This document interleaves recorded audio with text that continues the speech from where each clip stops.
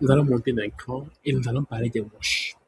Alors, les wash. Le wash en question, je dirais que c'est juste, au fait, une fonction donc, qui a été permise grâce à Vue, enfin, une fonction donc importée donc, de Vue. Donc, d'abord, j'importe wash par ici. Et vous verrez donc que c'est une fonction qui nous aide au fait, à effectuer le suivi, ok, à suivre les modifications qui sont liées à une variable. Donc, grâce en effet au wash, on peut donc suivre quoi? Les modifications qui sont liées à une fonction. On peut suivre les modifications qui sont liées à des variables qui sont réactives.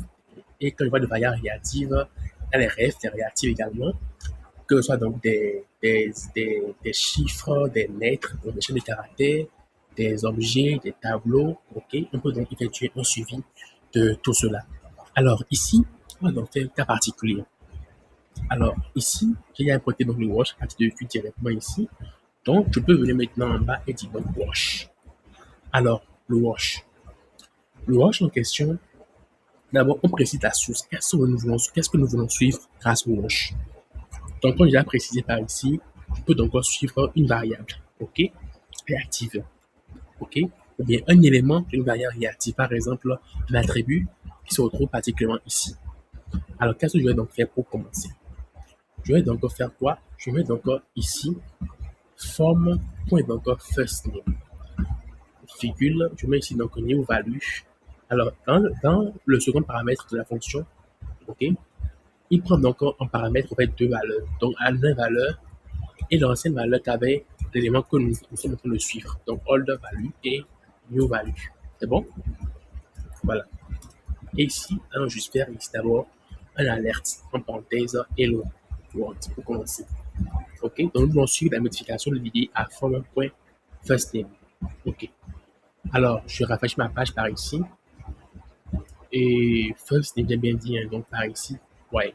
Ici, vous verrez qu'il n'y a absolument rien qui se passe. Alors, pourquoi? Pourquoi cela? Parce que en question, le form.firstName est ici, ok? C'est un string simplement. Ok? Et quand il y a un string simplement, mais d'un chiffre simplement en question, on ne le suit pas de cette façon-ci. Il faut donc faire un getter.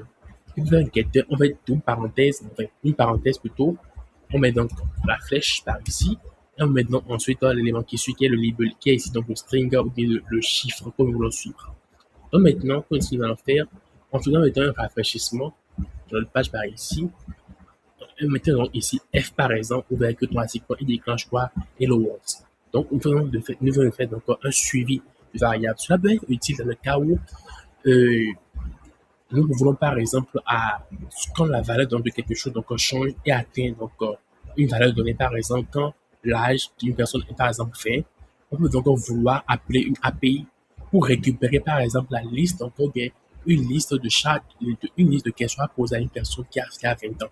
Vous comprenez un peu? Donc là, ça peut être vraiment utile pour rapidement donc, pouvoir faire des appels API et faire des modifications, des appels spécifiques liés à la valeur donc d'une variable qu'on a déclarée de notre application. Très utile. Alors, ici, on va aller encore en profondeur ici. Donc, tout serait pareil pour last name, pour âge, pour sexe, pour donc suivi formation. Donc là, c'est pour donc suivre une valeur spécifique de notre programme. OK? Voilà. Alors, je vais donc par ici déclarer ici une variable réactive, par exemple. Ou bien, donc, alors pour mon cas, je vais donc juste par ici, variable action, et derrière quoi? Il y a un. Bref, un. OK? Mes rêves, donc false par exemple. On voit un peu. Donc par ici, je mets donc un bouton. Je mets donc ici un bouton en dehors du formulaire. Un bouton, donc bouton simplement. Ou un petit peu change action. Change action. Donc qu'est-ce qui se passe par ici, c'est que si donc on clique sur ce bouton-ci, le bouton et action qui est la variable par ici, ok, est égal à son contraire. Donc, il est donc à true, il devient false. Il est à false, il devient donc true. Et maintenant, vous voulez effectuer donc un suivi donc, sur celui-ci, sur le dernier.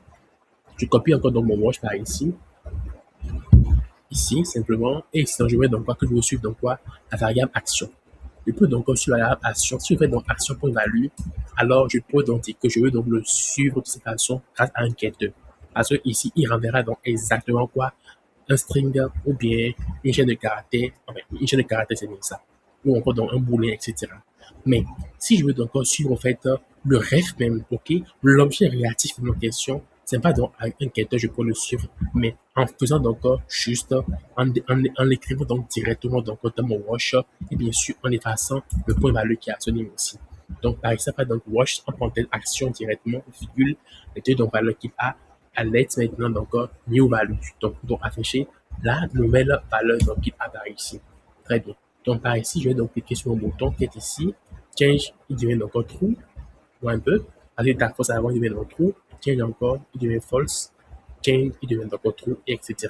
Voici donc comment on peut donc suivre une variable réactive en elle-même dans un formulaire simplement, par exemple, ou sur une page simplement. Alors, ça peut être donc réactif comme ceci, la même chose. Je peux donc le suivre de cette façon-ci. Donc, quand je rafraîchis ma page encore, je vais donc change action. Alors, ici, il ne marche pas pourquoi est-ce qu'il ne marche pas? Alors, effectivement, comme est non réactif directement comme ceci, ok, réactif donc quoi, associé donc directement à quoi? Bien, est directement associé à la valeur même de l'élément. Donc, c'est un booléen de renvoi. Donc, comme c'est un booléen, on ne peut donc pas l'appeler directement comme ceci. Il faudra encore donc faire un getter. Ok, un getter comme ceci, exactement. Donc, je rafraîchis ma page et je fais donc quoi? Change action. Change action comme ceci qui ne marche pas.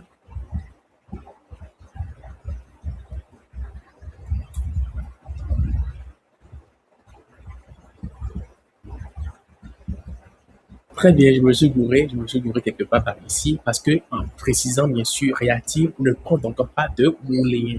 Reactive ne prend donc que des types comme les tableaux, les objets, etc. Alors, c'est plutôt donc, bref, je mettrai donc par ici, bien sûr. Bref, je laisse donc bref comme ceci au niveau donc de l'action. Bref, comme ceci. Voilà un peu pour le suivi de l'action. Maintenant, par contre, je vais donc suivre une forme réactive qui est ici. Alors, par ici, je vais donc suivre une forme réactive. Donc, on fait bien sûr un getter. OK. Un getter par ici. Donc, on forme donc un point first name. Forme un point first name. Bon, bien sûr, on l'a fait par avant, donc ça n'a pas eu aucun sens. Très bien. Donc, on a vu, en fait, comment on peut donc faire les wash au niveau donc de ref, au niveau donc d'une variable réactive également. Alors maintenant, on ira un peu plus en profondeur de tout cela. Maintenant, nous allons passer au suivi donc d'un objet. Alors, je vais donc par exemple suivre en fait, tout le forme qui est ici pour que à chaque modification de forme, il y ait une opération qui soit effectuée. Donc, si donc, chaque une des données donc, du forme avait à changer par exemple first name, last name, âge, sexe ou suivi d'information fut changé, le wash, donc il y aura donc une fonction par exemple qui sera exécutée. Donc, je fais passer au wash de forme directement. OK? Donc, new value, order value. Par ici, voilà un peu. Donc ici, on met donc quoi? Une console, un log de quoi? De new value. New value, et voilà un peu. Donc, qu'est-ce qui va se passer? Je rafraîchis ma page d'abord. Ici, donc, je mets quelque chose. Je vais d'abord supprimer donc, le hello world qui s'affiche à ce niveau-ci. Quand on fait un watch sur first name. Donc, je passe d'abord. Ici, donc, je mets donc côté, par exemple. Vous voyez que, automatiquement, ici, il y a l'information qui s'affiche en dessous. Donc, objet qui s'affiche ici, âge, first name, last name, masculin, tout et tout. Quand je choisis, par exemple, féminin ici, automatiquement, donc, il est quoi? Il est observé, donc, il récupère l'information que, donc, je viens d'enregistrer. Donc, le forme automatiquement, donc, suivi. Alors, c'est un truc très important à comprendre comment ça fonctionne. Maintenant, alors, donc, vous pouvez par ici donc que Wash en question donc, nous sert à écouter les variables réactives. OK, ref réactive, que donc ces variables donc soient des, des, en fait, donc, des strings, des booléens, des numbers, des objets, des arrays. Donc, il sert aussi donc à récupérer ou plutôt à suivre, OK, et une variable grâce à des getters. Ici, par exemple, en voulant donc construire spécifiquement quelque chose, il faut donc faire par ici donc une getter en question pour le faire, pour récupérer donc le suivi donc de l'élément en question spécifiquement. Vous comprenez un peu. Alors maintenant, je vais maintenant ajouter ici une petite spécificité. Alors, je déclare par ici donc une variable data, ok, data qui est un objet, donc il y a un tableau qui me va ici, je mets un tableau de noms, quoi. Donc, et multiple name, par exemple, ici, Abiola, par exemple, comme nom. Et je dis que je crée ici un bouton. Je crée un bouton qui, au clic, donc, add name, un bouton nommé add name, qui, au clic, va faire quoi? Va donc faire forme point et multiple name point push, il y a donc push donc le nom Samuel par exemple dedans. C'est bon? Je push le nom Samuel à l'intérieur. Ici, j'ai oublié quelque chose. Voilà. Ici, je mets donc voilà, c'est qui je mets là, c'est tout. Donc voilà un peu. Donc là, donc forme multiple name point push Samuel à l'intérieur. Alors, que va-t-il se passer? Que va-t-il se passer? Ici, vous verrez donc que automatiquement, qu'il aura donc le push, automatiquement, donc ceci sera récupéré. OK? Là, on fait d'abord. Donc, je vais d'abord tout ce qui est ici. Je fais donc add name, automatiquement, il est récupéré. Et quand je vous l'objet, je vois bien que le titre name, il y a maintenant Samuel à l'intérieur. Mais ça, ce qui est intéressant, je veux donc suivre spécifiquement, en fait, et la modification qui est liée, en fait, à multiple name. OK? Donc, par ici, qu'est-ce que je fais, par exemple? Ah, donc, faire un truc, vous allez voir, peut-être, multiple name. Je fais donc ici, je commence ce quête ici d'abord, on a un peu. Le type name, et je fais ici une modification, on voit que rien ne se passe. Donc, on ne peut pas donc récupérer ou suivre directement donc, un tableau, donc, simple, une valeur donc, simple comme cela directement. Donc, on peut. Et tous les éléments réactifs, on suit directement avec des parenthèses directement et suivi donc par le nom de la variable. OK? Mais ici, on peut donc le faire grâce à un getter qui est maintenant celui-ci. Très bien. Alors, voilà maintenant ce qui se passe, c'est que je rafraîchis ma page et je fais quoi? Je veux donc faire un suivi donc sur add action, add name plutôt. Je fais donc add name, rien ne se passe. Voilà un peu, aucune console n'apparaît. Ça signifie qu'il n'y a pas un suivi qui a été effectué. Maintenant, lorsque nous sommes dans ce cas en question où nous sommes en train de voir donc sur un getter, ok? Et le getter en question retourne dans un tableau et que ce tableau en question, nous voulons qu'à chaque modification, donc quand un élément est ajouté ou supprimé, on puisse le suivre, on utilise ce qu'on appelle un deep wash. Alors, un deep wash, comment est-ce qu'on le fait? Après donc le premier argument de wash, qui est ici, le second argument qui donc contient quoi? La nouvelle valeur, l'ancienne valeur, avec donc l'action à exécuter. En mettant donc un troisième paramètre qui peut donc prendre des attributs, à savoir deep. Deep ici, qui peut être à true. True ici pour dire qu'on veut donc écouter en profondeur. Cela signifie que lorsqu'on est en train donc de vouloir écouter un, un, un getter function, ok, étant un tableau qui retourne un tableau mais un objet, et pour vraiment donc savoir à quel moment est-ce que les données donc ont été ajoutées mais supprimées et tout, et l'écouter en temps réel, il faut donc ajouter ici un type function, type true. Donc à ce niveau aussi, qu'est-ce qu'on fera dans ce cas-ci? On rafraîchit la page, et ici quand je ferai add name, automatiquement, il capture l'élément, il m'affiche le tableau, ok, le nouveau tableau, et ainsi de suite. Donc vraiment, c'est des sujets très importants à maîtriser. Alors, on continue toujours parce qu'il y a encore donc, des choses à voir. Maintenant, on allons parler de immédiate. Ok, le mot-clé immédiate aussi qui se met dans notre argument qui se retrouve ici. Alors, qu'est-ce qu'on utilise immédiate? Par défaut, on voit très bien que, ok, c'est uniquement donc lorsque la valeur donc qui est ici change, ok, ou bien celui qui est ici donc change, qu'on donc traque les éléments. Alors, il peut arriver dans des moments où on a donc besoin de traquer, donc on va de déclencher automatiquement un wash tel que donc la page s'affiche, mais tel que donc la variable est initialisée. Cela signifie que on ne pourra par conséquent faire des requêtes API telles que donc une page se charge pour récupérer donc des données spécifiques par rapport à la valeur actuelle avant que donc la valeur ait à modifier, mais nous sommes modifiés. OK? Alors ici, dans ce cas-ci spécifiquement, on va donc remplacer donc ici, on va mettre ici immédiate. On va mettre donc à true. Cela signifie que dès que donc on va afficher la page aussi, ici plutôt, on aura donc un affichage d'une console qui sera la console multiple name qui va afficher donc la valeur de multiple name qui par défaut est à Abiola uniquement. Un tableau contenant uniquement Abiola. Donc je rafraîchis ma page et vous voyez très bien que multiple name s'affiche automatiquement. Et ici, donc, il y a une seule donnée à l'intérieur qui est quoi? Qui est Abiola. Et en faisant add, il continue toujours à écouter en deep, donc en profondeur. Donc là, c'est important. Alors maintenant, nous allons maintenant passer à l'explication de notre point qui est le wash effect. Alors, wash effect aussi va l'importer à partir d'ici. Wash effect, très bien. Alors, je suppose maintenant que je dis que dans mon formulaire, je veux déclencher une action spécifique lorsque le first name est Tonio, par exemple. Je vais mettre ça par ici. First name est, disons par exemple, Tamada. Et ici, donc, last name est Thierry. OK? Donc, quand on est Tamada Thierry, qui est donc le nom de la personne qui a été donc mis, OK? Alors là, je vais déclencher une action. Alors, ici, on me fait quelque chose. Je vais donc faire de wash. OK? Je vais donc copier ce qui est donc en haut. On va donc dupliquer les choses. On va donc beaucoup écrire encore plus tôt. Et ici, qu'est-ce que je fais? Je vais donc par ici mettre ici quoi que le quêteur envoie comme un tableau d'éléments. Donc le tableau en question va contenir donc deux éléments, à savoir le first name et le last name. Donc le first name ici et ici donc le form.last name. OK? Et ici donc new valeur un tableau. Ceci aussi dans un tableau. Donc on va d'abord afficher quoi? La nouvelle valeur pour voir ce que ça contient. Donc on peut effacer tout ce qui est ici, bien commenter les consoles qu'on a mis par ici.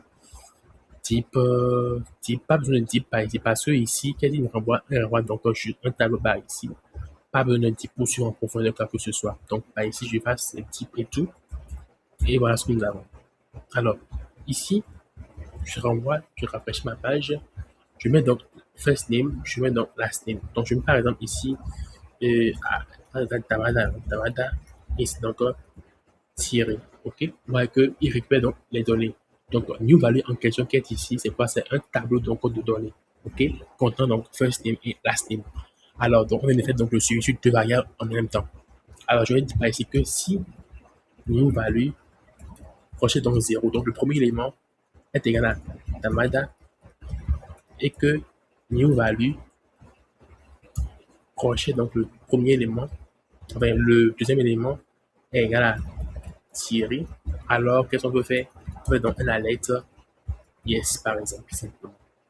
Donc par ici, j'arrive ma page, je mets donc par ici Tamada et c'est encore Thierry. Donc Thierry est mal écrit, Thierry. Et bien quoi? Yes automatiquement. Donc vous voyez très bien que avec ça, on peut donc facilement faire des actions derrière quand une valeur donc quand les données saisies par l'utilisateur ont un format donné ou bien l'utilisateur donc saisir une donnée spécifique qu'on veut associer par exemple à une requête API. Alors, voici donc un cas que je voulais vous montrer avec le wash. Alors, le wash en question par ici, il faut comprendre que si on ne met donc aucune valeur, si donc il ne traite que les éléments qu'on lui fournit ici. OK? Bien sûr, donc que en mettant un form simplement par ici, il va donc traquer quoi? L'ensemble des éléments qui vont à l'intérieur, mais il ne fait donc le track que sur les éléments qu'on lui a précisés dans son premier argument, que ce soit une fonction simple ou bien réactive, ou bien reactive array, reactive object, tout cela en question. Maintenant, la différence avec le watch effect, moi, qui maintenant, c'est que le watch effect, lui, il ne dépend pas donc il n'a pas de paramètres qu'on ne fournit pas défaut. Lui, il est recalculé ou bien à chaque fois donc qu'une des variables dans sa fonction est modifiée, une des variables réactive est modifiée, ok, le code est réexécuté. Je vous montre un peu ce que ça signifie. Donc voici le watch effect en question qui prend donc juste la fonction directement. Et ici, je vais donc juste prendre ce qui est ici et le mettre à l'intérieur par ici. Je dis donc ici quoi? Je fais ce qui est ici. Par ici quoi? Form.firstName. Si form.firstName est à Tamada et que donc form.lastName est à Thierry, alors on affiche yes. Je commence ce qui était ici auparavant. Ça signifie quoi? Que ici, à chaque fois donc que la variable réactive ici, ok, a changé, mais que celui-ci changera, automatiquement, on reviendra encore dans le watch effect et on l'exécutera, on vérifiera dans les conditions et on exécutera donc le code à exécuter. Vous comprenez plus, j'espère. Donc là ici, ça signifie que ici, même sans faire un wash, sans même préciser en fait ce que je veux suivre, automatiquement, c'est que quand tout est réactif et que ça modifie, il faut automatiquement qu'il réexécute tout ce qui est dans le wash effect. Donc, là, par ici dans Tamada, Tamada et c'est encore tiré. Et automatiquement, donc, il n'aura pas alert yes. Donc, c'est la différence essentielle entre le watch et le watch effect. Le watch, donc, lui, il suit uniquement donc, ce qui est ici, ce qui est donc émis dans un paramètre, pour un paramètre plutôt, et le watch effect, il est automatiquement réexécuté. La fonction qui est ici est automatiquement réexécutée à chaque fois donc qu'une des variables réactives qu'il contient ici donc change. C'est un peu donc ça. Vous comprenez un peu. Donc, c'est l'essentiel à comprendre à ce niveau-ci. Alors, on va faire donc un petit jeu par ici pour dire, on peut dire par ici que if form point donc multiple name. Si donc form point donc multiple name, on va mettre ça comme ça, un point. Bon, on va dire que si c'est un tableau, en fait, vous comprenez un peu. Donc, array, donc, array, point is array, en parenthèse, voilà, pour dire que si c'est un tableau, affiche donc yes. Par conséquent, à chaque fois donc, que la variable va changer en question, la variable qui est ici va changer, et va réexécuter donc le code qui est ici. Donc, je vais maintenant afficher même voilà, une console.log de ce qui est ici. C'est mieux. Je vais afficher la console log directement ici. Il reste encore de ceci. Il reste aussi donc voilà, la console qui était ici auparavant. Donc, je fais donc où j'ai fait pour dire que si c'est un tableau en question ici, affiche-moi la console. Voilà, plutôt que dans les quêtes peu perturbants. Donc, je rafraîchis ma page. Abiola la Vinci. Abiola la Vinci. Il y a une console quelque part. Voilà. Ici, il affiche déjà Abiola. Vous remarquez donc par ici que quand je rafraîchis ma page automatiquement, qu'est-ce qu'il fait? Il affiche automatiquement ici Abiola. Donc, déjà, par ici, c'est que il suit en profondeur. Puisque ici, Abiola n'est pas encore changé. Pourtant, il le récupère donc déjà. Mais attention, je ferai donc ici et commenter ce qui est ici. Je rafraîchis ma page en effet donc pour bien observer et c'est bien donc cela qui se passe. Donc très bien, vous comprenez par ici donc que là déjà, il écoute déjà en profondeur. Puisque avec lui déjà, à l'initialisation, la donnée donc a déjà changé pour lui. Donc automatiquement, il exécute la console qui se trouve à ce niveau-ci. Donc ici, en faisant quoi maintenant? Le anime ici, ouais, qu'il n'a pas effectué donc un suivi. Il n'a pas effectué donc un suivi à ce niveau-ci. Is array, ceci, cela, forme ton multiple name. Attention, c'est bien ça. Il n'a pas donc effectué ici donc un wash. Très bien, donc ici à ce niveau-ci, on a fait un array, point is array, forme multiple name. Et quand on remarque par ici, en rafraîchissant la page, on voit donc que en faisant donc ici automatiquement on a quoi? Le tableau qui s'affiche. Alors cela signifie que moi j'ai fait au fait lui il est automatiquement un peu comme un name égal trop ici. Cela veut dire que automatiquement la page se rafraîchit mais est actualisée ou bien initialisée. Lui donc il est exécuté. Ok? Voilà un peu égal trop. Mais dans le tout c'est que vous verrez que en faisant par exemple add name, rien ne se passe. Cela signifie qu'il n'écoute pas en profondeur comme donc on peut le faire avec le wash qui est à ce niveau-ci. Donc voici donc les points de différence au fait à faire au niveau enfin, entre wash effect et wash très important. C'est vraiment l'un des fondamentaux donc de vue qu'il faut vraiment maîtriser. Ok? Ça peut paraître un peu déroutant au début, mais avec le temps, vous comprendrez vraiment comment est-ce que tout cela fonctionne par la pratique également. Alors, on se retrouve dans une nouvelle vidéo pour continuer la formation. Merci.